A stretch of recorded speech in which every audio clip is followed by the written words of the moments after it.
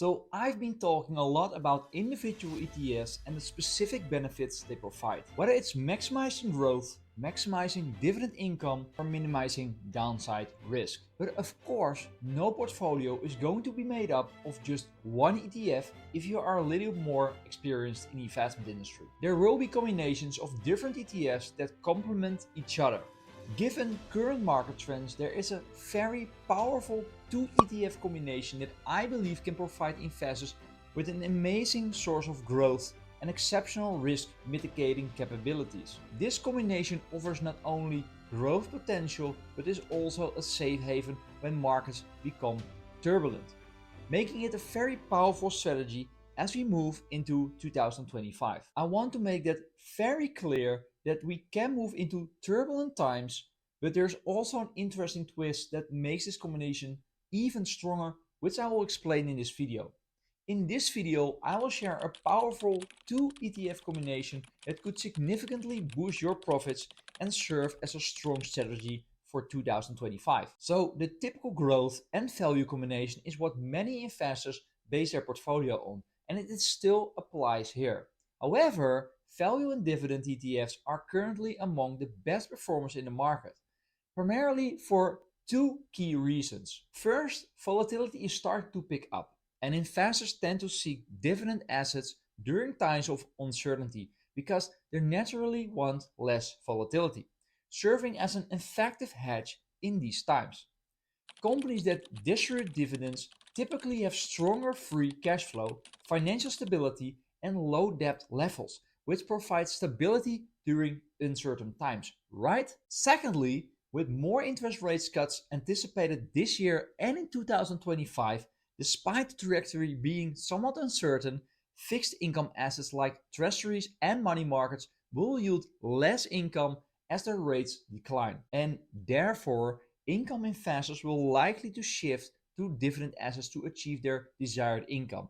And in my opinion, once interest rates fall below 4%, dividend ETFs could experience a significant boom in assets, boosting their performance.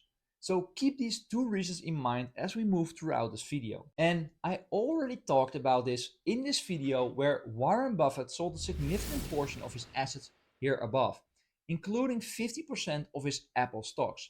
And I will share the reasons behind this decision, what is a must watch. So the first ETF in this combination is the SCHD, the Swap US Dividend Equity ETF. And this ETF is one of the most common holdings among dividend investors. And there are 2 primary reasons why I choose SCHD for this combination. First, it's extremely popular with over 63 billion in assets under management. It's very liquid, and since the ETF is about to undergo a 3-for-1 stock split, it will likely become even more attractive moving forward. The lower price will draw more investors. So if you enjoy this type of content, please subscribe to my channel. By subscribing, you will gain access to valuable insights and strategies to help you navigate the ever-changing financial landscape, ensuring you stay informed and make smarter investment decisions. Plus, your support helps me create more high-quality content. Back to SCHD. The most important reason for my decision is that SCHD stock picking criteria work very well in today's economic environment. SCHD's primary stock picking criteria include dividend history, dividend growth, free cash flow, return on equity, and dividend yield. And I've been in the industry long enough to know that companies that distribute dividends typically have strong free cash flows and low debt levels, what is very important, which is what investors favor in certain times, right? And therefore, SCHD has impressive results over the last 10 years with over 11.7% and a 13.38% since inception. As I mentioned, investors will seek dividend assets to replace fixed income assets as their primary source of income. And SCHD is one of the few passive dividend ETFs with a dividend yield over 3.5%. So now you have the most important criteria for this ETF. Now moving forward on the second ETF, and this is where I want you to pay close attention. To find a strong pair for SCHD, I focus on a few key factors. First, I wanted something that did not overlap with SCHD because ETFs with similar holdings defeat the purpose of diversification, right? So you can use free websites like ETF Research Center and their fund overlap tool to figure this out, and the rule of thumb is under 20%. In this situation, as you can see, the overlap is less than 3.1%. Since SCHD is more value oriented, it will hold fewer growth stocks. And this means that the other ETF will need to be more tech focused. However, I encountered a few problems with this. Number one, technology stocks have done really well over the past 10 years, so exposing yourself to tech focused without any buffer seems risky. Another problem is that tech stocks can be quite volatile. While they offer the potential for high growth, they can also experience significant price swings based on market sentiment or changes in technology trends, right? And this volatility might lead to sudden drops in value, which could negatively impact your overall performance of your portfolio. And the other side is that AI momentum is still pushing these ETFs to new heights. And momentum could also last into 2025. And that's why a growth ETF would be still a great combination here, but you have to adjust it to your personal situation. You see, what I often observe in practice is that some people are naturally more risk takers while others are more risk averse. I often see this difference between men and women, for example. Therefore, it's crucial to understand your own risk level and adjust your allocation between growth and dividend ETFs accordingly. Be sure to weigh both the upside and downside potential, but don't forget to have the long-term investment view. And many people are comparing the AI technology to the 2000 dot-com bubble. But the truth is, we don't know exactly what will happen. So when you consider how rapidly AI has grown over the last few years, it's clear that many companies are integrating it into their operations. When you think about it, AI-powered chatbots on platforms like WhatsApp are becoming increasingly common. And from my personal experience with these bots, I can say they perform remarkable well. Unlike the standard response you normally got, now they can engage in detailed conversations, react quickly, and also are available 24/7 of the time. And this is insane, and you have to try this out. And this not only improves the interaction with the customer, but also reduces the cost for the company because they are able to operate without less human employees. And I hear you say, yes, Maurice, but that's exactly the problem with AI. It removes jobs. And while this is true to some extent, there's another side to consider. One of my best friends owns a printing business, and he recently invested in a new machine that handles the heavy lifting for him, significantly speeding up the workflow of the people.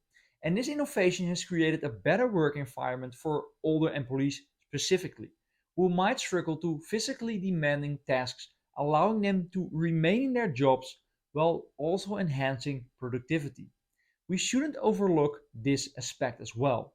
So there are a lot of positive developments within the technology sector. And while it's true that some people fear that AI will lead to job losses, the benefits are also substantial. And in the end, it's up to you to decide whether you believe in AI or not, and whether you choose to invest in this sector, right? And yes, AI related investments can be more volatile. And maybe I totally missed the boat. Who knows? But historically, they have provided high returns. And if you are comfortable with high volatility, a growth ETF like VGT, the Vanguard Information Technology ETF, could be a valuable addition to your portfolio because it did a 20.68% over the last 10 years. Do you understand what kind of difference this could make in your portfolio? So, VGT includes a broad range of tech companies, from hardware and software companies to semiconductor manufacturers. This diversification within a high growth sector helps reduce individual stock risk while allowing investors to benefit from the overall growth of the tech industry. Over the years, the technology sector has outperformed many other sectors, delivering strong returns. VGT allows investors to capture the performance of these companies that focus around AI, cloud computer and software. And therefore, painting this with a stable dividend ETF like SCHD, they will be a great combination because SCHD offers a safety net, providing consistent dividend income from companies that perform well, such as consumer staples and other defensive sectors. And these sectors tend to be more resilient as they consist of companies that produce essential goods and services, making them less vulnerable to economic downturns. Because let's be honest, we all know that markets generally rise 75% of the time and fall 25% of the time. So downturns are inevitable for long-term investors, right? But ultimately, I believe that technology will transform our world. And by investing in a growth ETF focused on the tech sector, you can capitalize on these important changes. So, what do you think? If you are optimizing your asset allocation for 2025, make sure to take the long term approach. I've seen many clients who chase short term profits only to panic and want to exit the market when it takes a hit. And from my personal experience, this strategy can end up costing you a significant amount of money. That's why the next time you are thinking about selling all your assets without consulting an advisor to take you out of this emotion, take a moment to watch this video. In this video, Jack Bogle, a legendary figure in the financial industry, outlines the 5 mistakes every investor makes. It's a must watch for every investor, and see you in the next video.